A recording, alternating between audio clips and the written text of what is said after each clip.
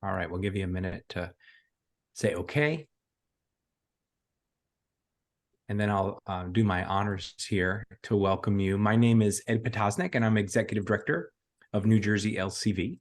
I'm here today to provide a quick recap of this year's busy election season and do the best that I can based on current information to say what it all means for the environment.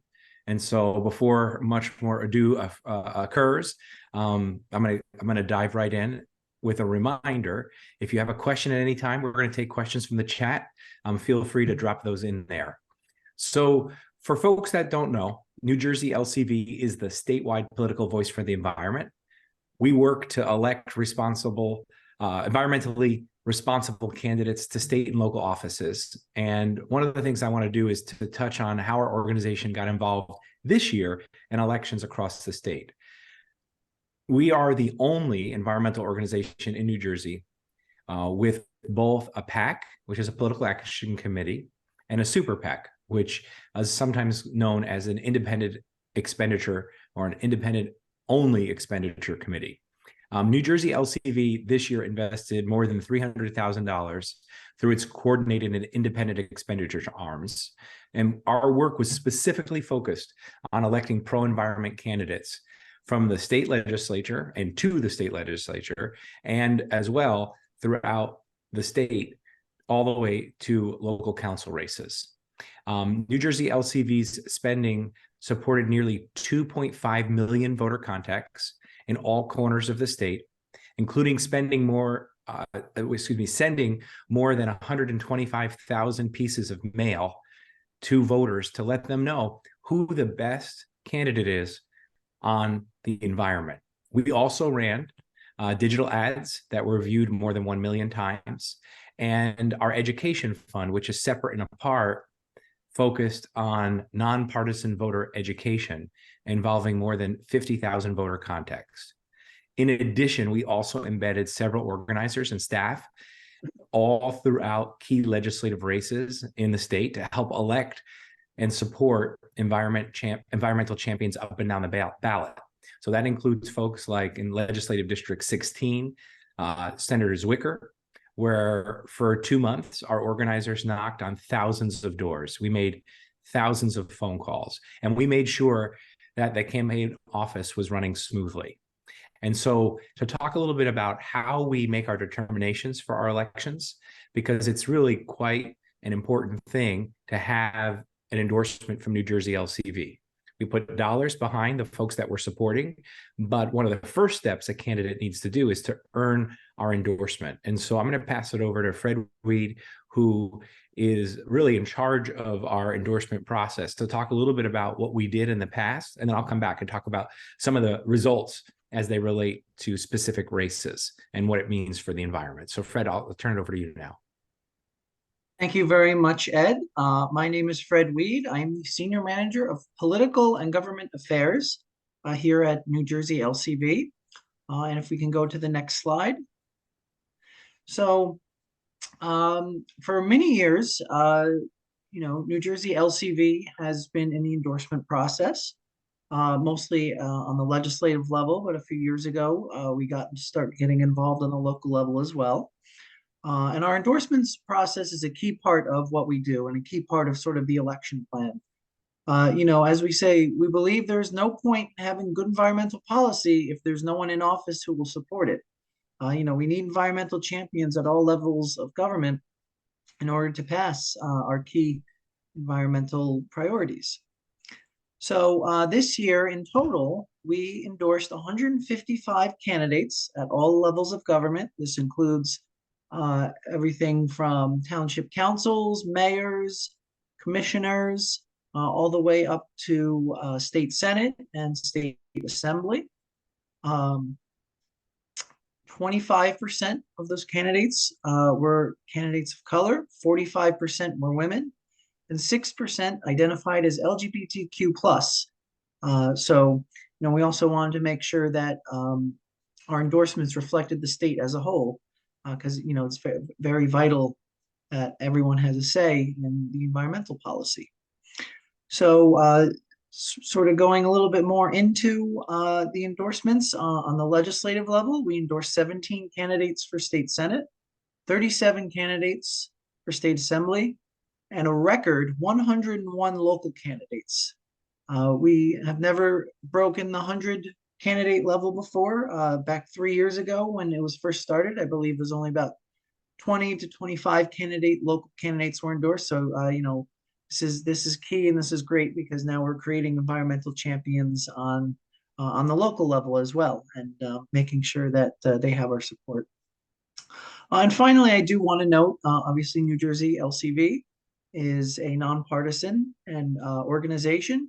And we want to make sure that we're not just endorsing members from one party. We endorsed 6 Republicans and independents for their elections, and hopefully we can increase that number as we go, because good environmental policy has no true political party.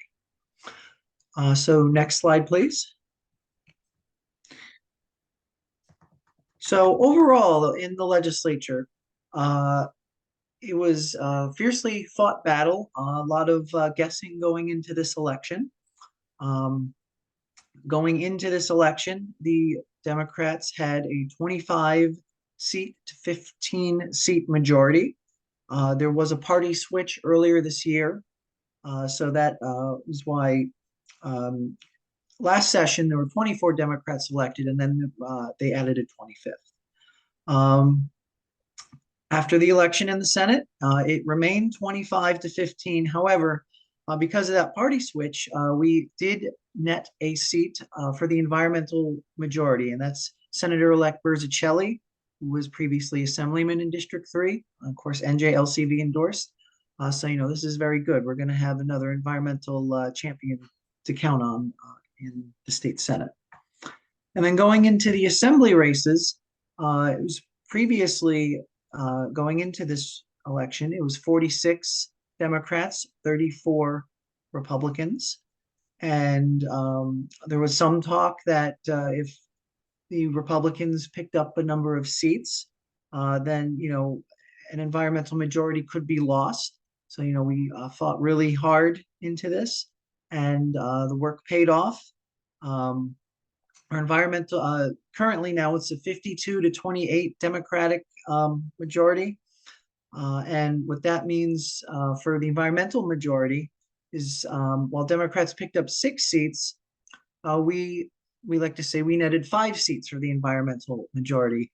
And that's Assembly members-elect Simmons, Bailey in District 3, Donilon, Peter Paul, they're in District 11. And just called, I believe it was yesterday, Andrea Katz in LD8 was called. So that is good because we all endorsed them and we got involved, and it makes us all feel good that we're adding some environmental champions to help pass some good policy. So overall, 90% of our legislative endorsees won their races. So this is an excellent track record. We'd love to say we'd like to win them all. We weren't quite able to get over that hump, but 90% is over 90% is a pretty good track record this year. So if you go to the next slide, please. So just a little background before we get into sort of the priority races, breakdown. These sort of priority races were the ones that we got involved in the most. Anytime we endorse a candidate, we make sure that they have our support, both financial and, sometimes sending people out there and, any campaign help that they can have. But some races we did get a little bit more involved in. And this year was key for many reasons. Going into this election, because of redistricting, there were numerous retirements. Some candidates, some assembly members and senators running for different offices. There were a lot of new names on the ballot, so we had a key pivotal moment to add a lot of new faces and get help out a lot of new legislators. They might need our help, and we can help them with crafting their environmental message. So in the new legislative session, which begins in January, 30% of the legislature will be brand new. They had never, had never served before. And this, I believe, does not include like an assembly member who became a senator, so they do have legislative experience. So a lot of new faces, which is good. As I mentioned, redistricting also caused significant changes. There were a lot of candidates running in new territory. They had new towns. They lost some towns. So, they needed support in learning some new voter issues and some new people in their districts. As I had mentioned, coming into election day, it was a 46-34 Democratic majority in the Assembly and a 25-15 majority in the Senate. But as I had mentioned previously, this is going to be changing soon. So I'm going to kick it back to Ed, who will discuss some of the races in detail. And let's go to the next slide. Awesome. Thank you so much, Fred, for everything that you did to lay that out, and also in the election itself to make sure we're advancing pro-conservation candidates. One thing that's clear is at New Jersey LCV, we understand that in order to pass good, strong environmental policies, you need good, strong environmental champions at every level of government. And, we did some amazing work this year. We're going to highlight some of that and, talk about some of the other prevailing efforts around the state. So let's talk first about Legislative District 3. So 2 years after defeating the Senate President, Steve Sweeney, a gentleman by the name of Ed Durr was running for re-election. And his re-election candidate this time around was former Assemblyman John Berzicelli. It was a hotly contested race, largely focused on social issues. They were running anti-wind ads as well against Senator Berzicelli. So this was kind of all the things you might expect in a sort of maelstrom campaign season. Assemblywoman Beth McCarty and Patrick and a newcomer, Thomas Tedesco, faced off against Dave Bailey and Heather Simmons. But in the end, all three New Jersey LCV endorsees, Senator Berzicelli and new Assembly members Bailey and Simmons, prevailed by a narrow margin, taking back the district into the environmental majority 2 years after losing it. So that is a really important piece for us to walk away from. In Legislative District 4, Paul Moriarty gave up his assembly seat to seek an open Senate seat. So and he was joined on the ticket by for the assembly running mates Dan Hutchinson and Cody Miller. And a lot of folks suspected that in this race with redistricting changes, it would hurt the incumbents, let's say. But in the end, once again, New Jersey LCV endorsed candidates Moriarty, Hutchinson, and Miller won, all by over 5%.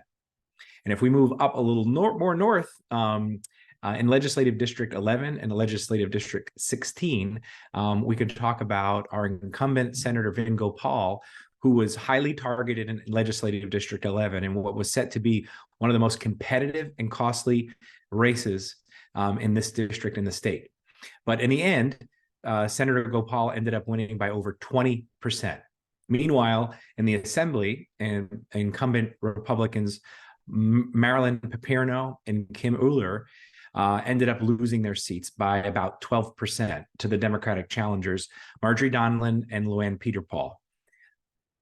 In this case, all three chalking up more new wins for New Jersey LCV.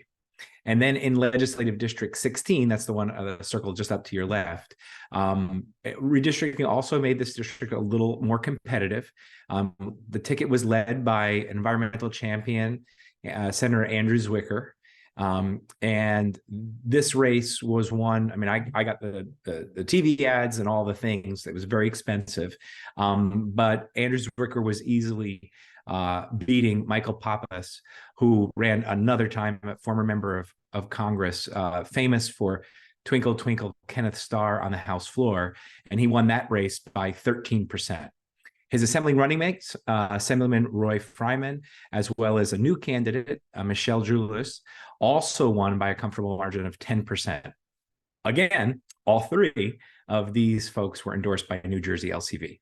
And if we move to our local races, I mean, we had 101 candidates that we endorsed, so we're not going to be able to go through each and every one of those.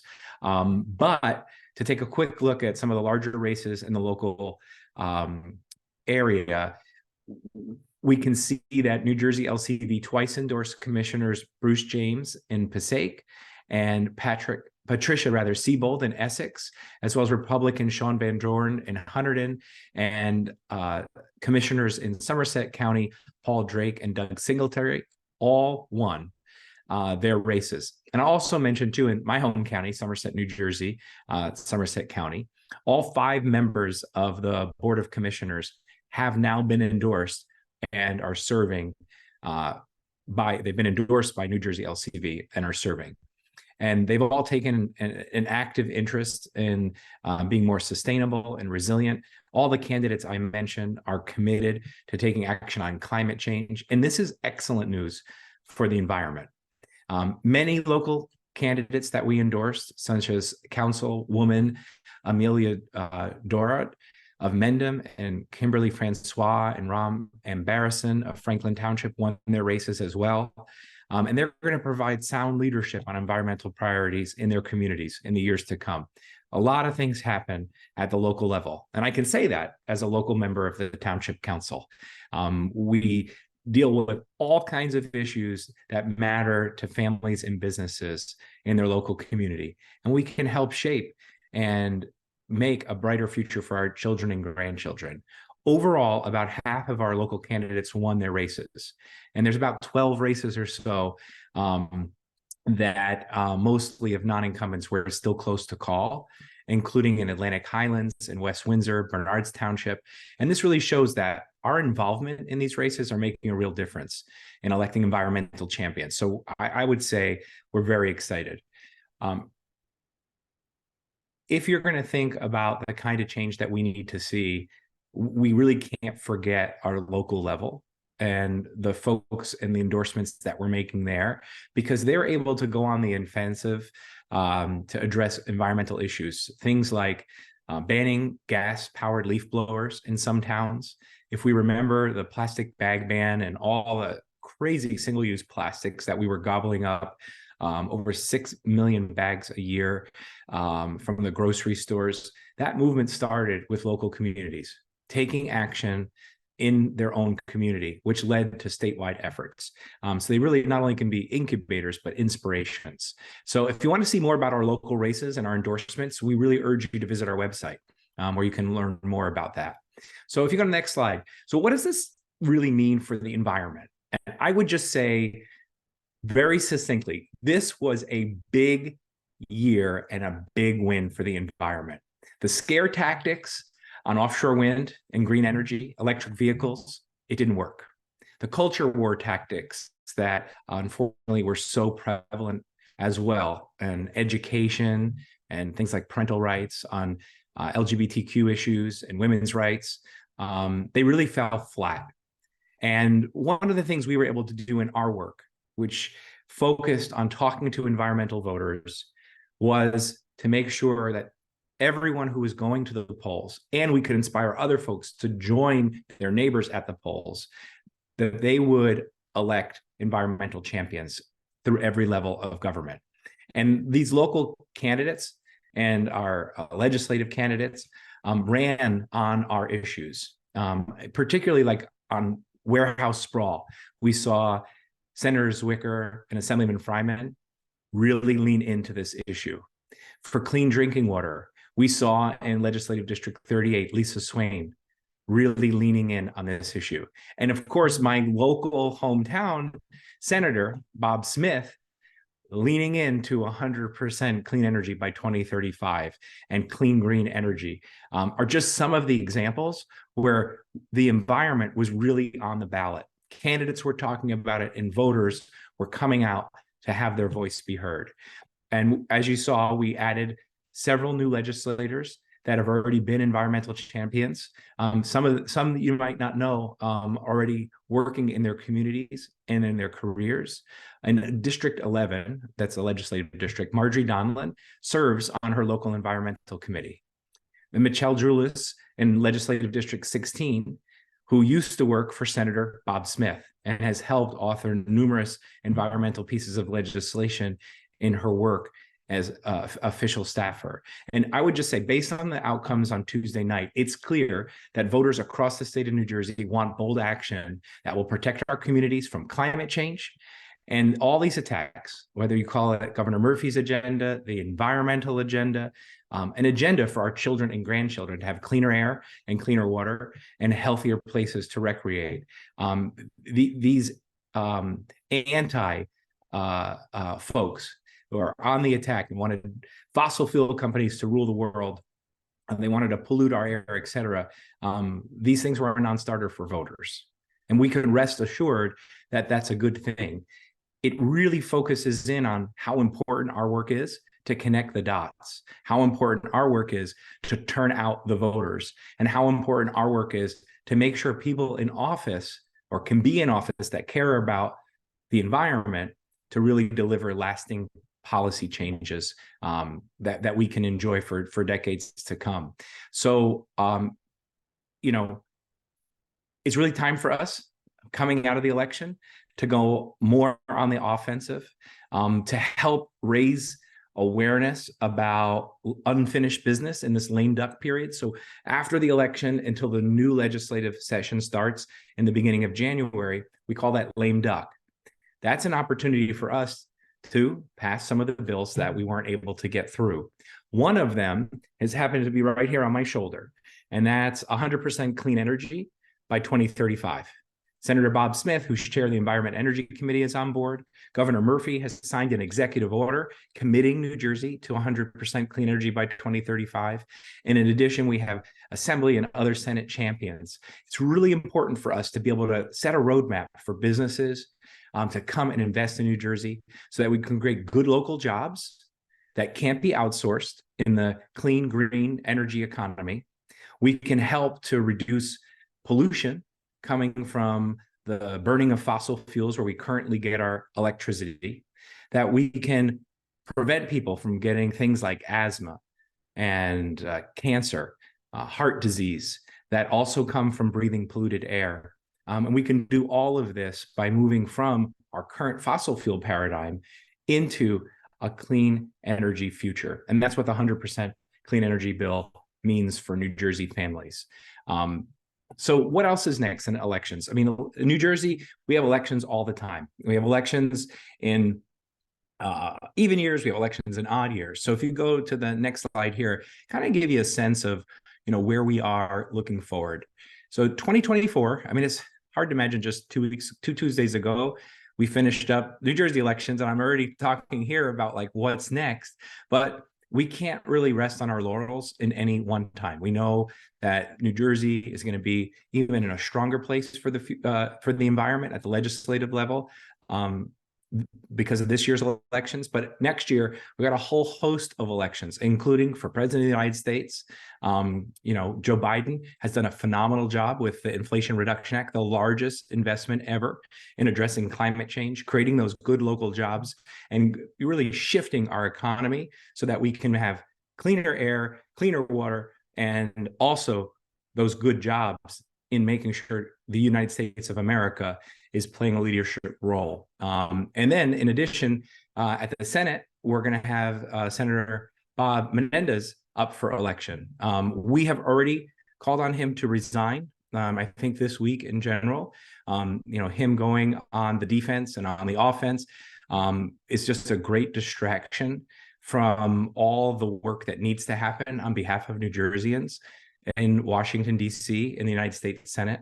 And I think, Senator Menendez would serve the state of New Jersey and the folks that he's aiming to represent a great service to not worry so much about his own defense from more prosecution based on his actions, to step aside so that we can have active representation in the United States Senate. So that seat is going to be up for grabs.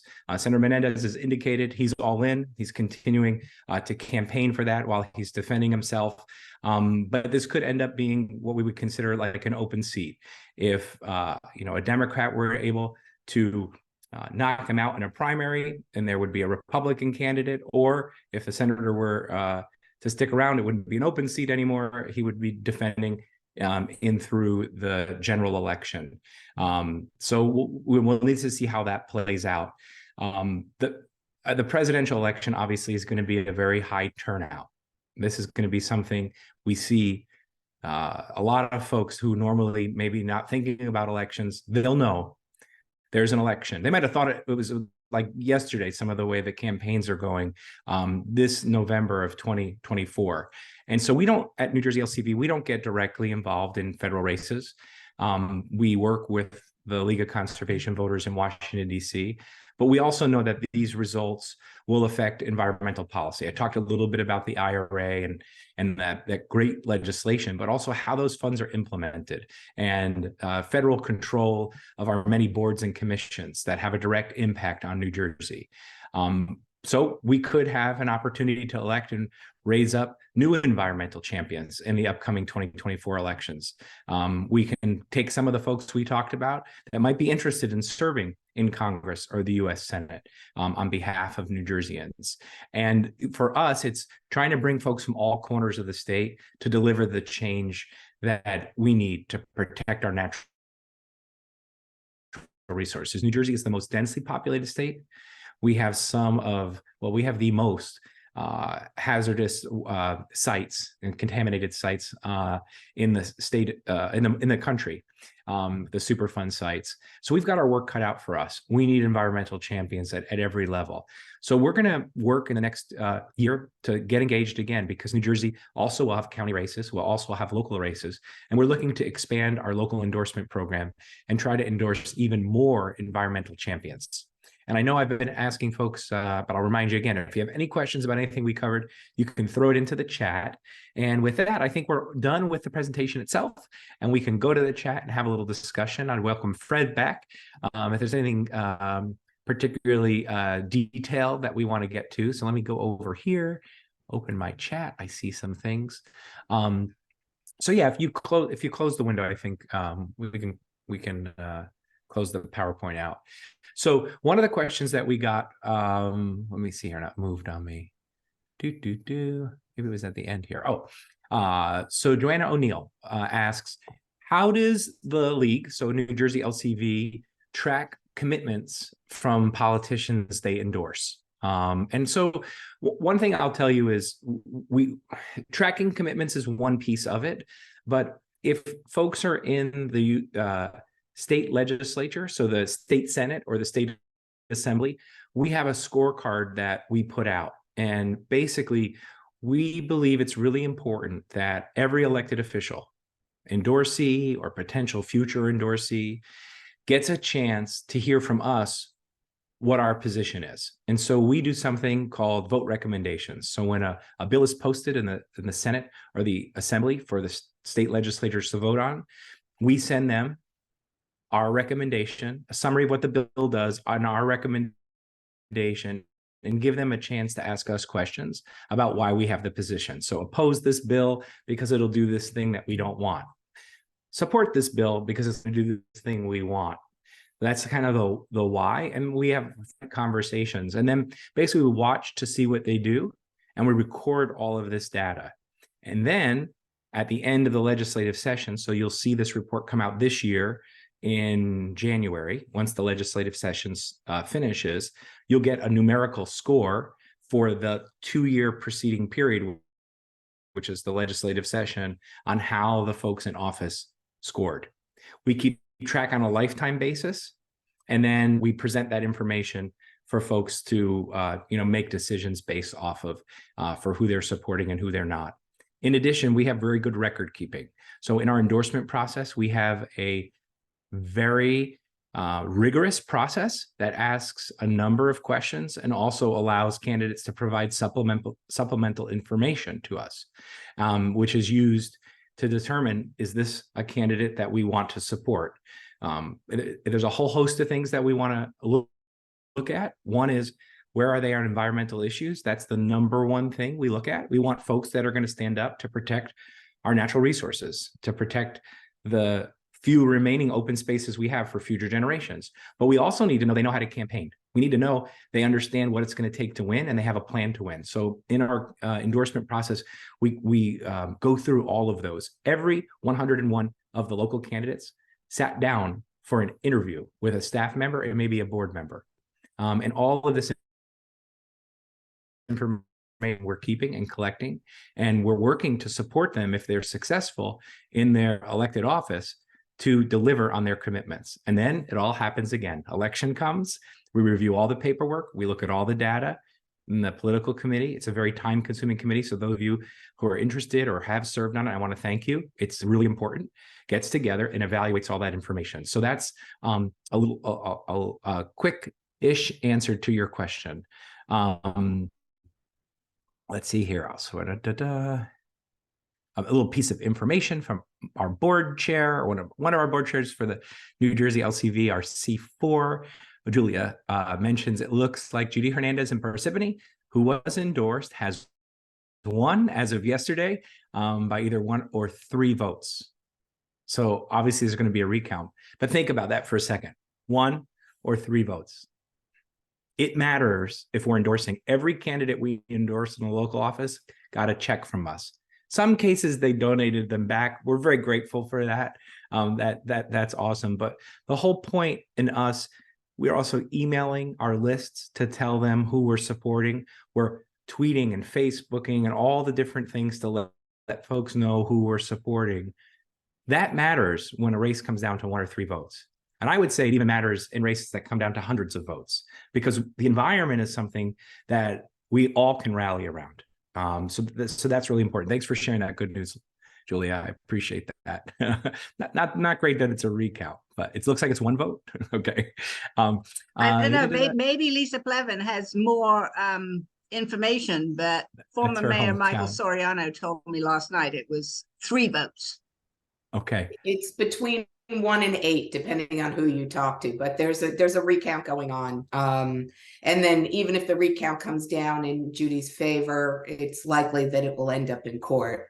Right. So we're in for a bit of a long haul, but to Ed's point, I did some volunteering on behalf of her, and I really feel like, I convinced at least 3 people, I'm sure of it. So if everyone walks away from the campaign feeling that way, it really is democracy in action.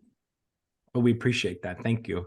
And a lot of the work that we do in these races is done by volunteers like Lisa. And so we appreciate your time too, and joining our efforts and having an important role in vetting candidates and making recommendations. And also one of the things we're going to start doing in a few weeks, we're going to have a candidate sort of boot camp where we bring people in. We talk to them about the nuts and bolts of serving office. What's it like, and what the responsibilities are, good governance. And then on the campaign side, fundraising, earning support, and making sure that they have what it takes to stick around. Someone asked here, Joanna, about if New Jersey LCV assists in drafting bills. And the simple answer is yes. In fact, sometimes we draft bills that are like we would call recommendations to members of the legislature or governing bodies, and they just take them and they make a few edits and they move with them. Other times we look at bills that they've already drafted and we make recommendations as well, or we just give them a stamp of approval, or we fight vigorously against them. And that can happen in many cases as well.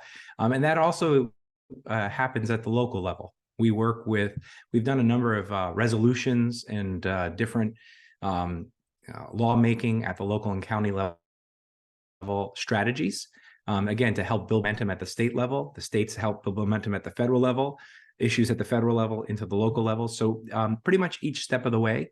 We have to be careful because there's 560 some odd municipalities across the state. We do have limitations on how much capacity we have, but we try to do our best to get back in touch with folks that are looking to do good for the environment.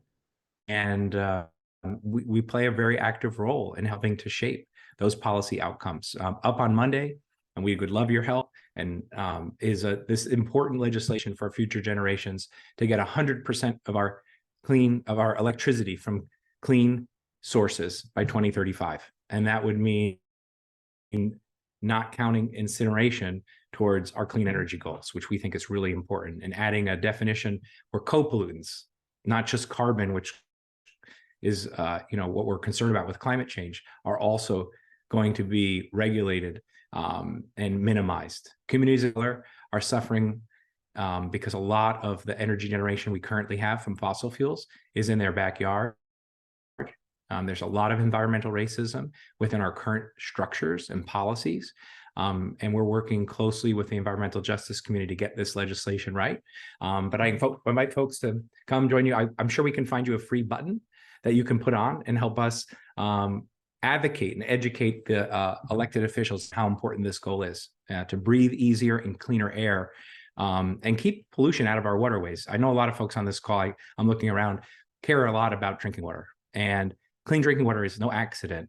It takes a lot of work to get that water into your tap that's clean. And the best filter is the natural environment. And the other things we need to do is keep pollution out of the air in the first place so that the nature doesn't have to work overtime. But in the most densely populated state with 13% of our surfaces are concrete or pavement, it's a lot of pressure on the natural system to provide that clean drinking water. And so we're engaged on a whole host of issues there. Someone asked, I thought I went over this one here. Oh, so GOP legislators that get an LCV endorsement. This year, there were no Republicans that earned sorry to interrupt. There was one, Assemblyman Clifton. Oh, thank you. Thank you. See, thank you very much, Fred. There was one, Assemblyman Clifton. In the past, we've had two, his neighboring assemblyman, but he passed away, right? So we're striving all the time to increase those ranks. It seems like every environmental champion of the GOP we get exits us, unfortunately. And so we're working hard on the bench too. And a lot of our county and local endorsements are part of that strategy. And my hope is that the environment enjoys strong Republican and Democratic support like it once did. And I think that moment is around the corner. I know there was a Warren County commissioner we endorsed a Republican. Correct. And a couple others too, as well. I think this one was specifically at the legislators. So, and then the other question Brian asked was, what is New Jersey LCV's agenda priorities for the legislature in 2024? That is a great question. And you should join a future webinar where we will go over our priorities. But in the meantime, I invite you to help us shape those priorities. We are in the formation process right now. We are going to start seeking input from our members. And these are real surveys where we're asking folks, what do you want to see happen in the New Jersey legislature in the next 2 years? We take your suggestions really seriously. We are working hard on warehouses because you all told us that was a really important issue in your communities. And this work is not easy. We'll, I think, I'll say around the corner, introducing legislation that should help. It's not going to be the whole solution. It's kind of going to be a little bit of a Band-Aid, but it's going to help address warehouse sprawl around the state of New Jersey by providing grants to municipalities to look at their zoning and put big red X's where warehouses don't belong, really far from highways, across towns, past churches and schools and residential areas, and big green arrows on their maps to where warehouses do belong. A lot of us are ordering online. Warehouses are somewhat necessary, but the way our laws are now, and I can say this as a local member of council, we had a lot of areas in town where we never thought a warehouse would be. They were labeled business and industry, and folks decided it was a great place for them. And we never thought that this would be as attractive a use. And so a lot of towns are struggling with this. This would be a grant program to help them do the correct planning. And we think it's really important. That would be $1 million to go out the door quickly to local municipalities to do this planning work. So we think that's really good and more on tap. So my point in telling you a little bit about a bill we're trying to get through lame duck 2, we could also use your help on, is to let you know, we don't know what we're going to be fighting for in 24 and 25. We want to hear from you. And you can reach out. Katie's on this call. Fred, you heard from on this call. Isabel's not with us tonight. We are going to send out real emails. We'll be reading your comments and putting together an agenda. with your input, and also partner organizations we work very closely with. So I appreciate that question. I don't know if it was a setup, but I think it's really important, and I'm glad you asked. So Brett asks, is New Jersey LCV speaking out against the Keysby gas compressor project in Woodbridge? That project was not approved. So that has been withdrawn. But I will say, yes, we did. And in fact, in my council capacity, we also passed a resolution in Franklin Township opposing the facility. So what else? I think that, am I missing any, Fred? Do you see questions? I think you're good, Ed. I think that covers them. So I mean, look, folks are going to go to dinner. They're going to do their stuff. I just want to say thank you on behalf of all of us for helping support the work that we do, for caring enough to join to hear what this work means for you. And I hope you can join us in future efforts, but I hope you also invite your friends and neighbors. We can't do this work if we don't do it together and with your help. And we really appreciate it. And as you could see, we're close, and by 1 to 8 votes. I wish it was 1 to 6 and we could roll a dice. At least there'd be those options. We could just make a decision. It makes a huge difference in every single community when we're getting involved. And one of the reasons New Jersey LCV came to existence in just the last 10 or so years was to do this important political work. It is a small portion of what we do, but it's a really important portion because we're doing it at such a high level and in so many places. So when the elections aren't happening, we spend, I would say, 95% of our time and money doing all the other stuff. But that 5% is so critical, and you guys get it. And so I want to thank you for everything you're doing to help support those efforts. It makes a huge difference, and it's going to have positive results for our kids and grandkids. And we can see it already with a lot of the progress that we've seen over the last decade. It's been the last 2 legislative sessions have been the most environmentally productive in the last 10 years. And I'm expecting this next one to join that. And then we'll have 6 or 3 consecutive legislative sessions that are going to be, really breaking the roof off for protecting our environment. And that's a good thing. So thank you all for your time tonight. Brett, thanks for the comments. All of you, Fred, and the folks on the campaigns team for the efforts they did, and all of our field staff and volunteers. And until we get together again, have a great day.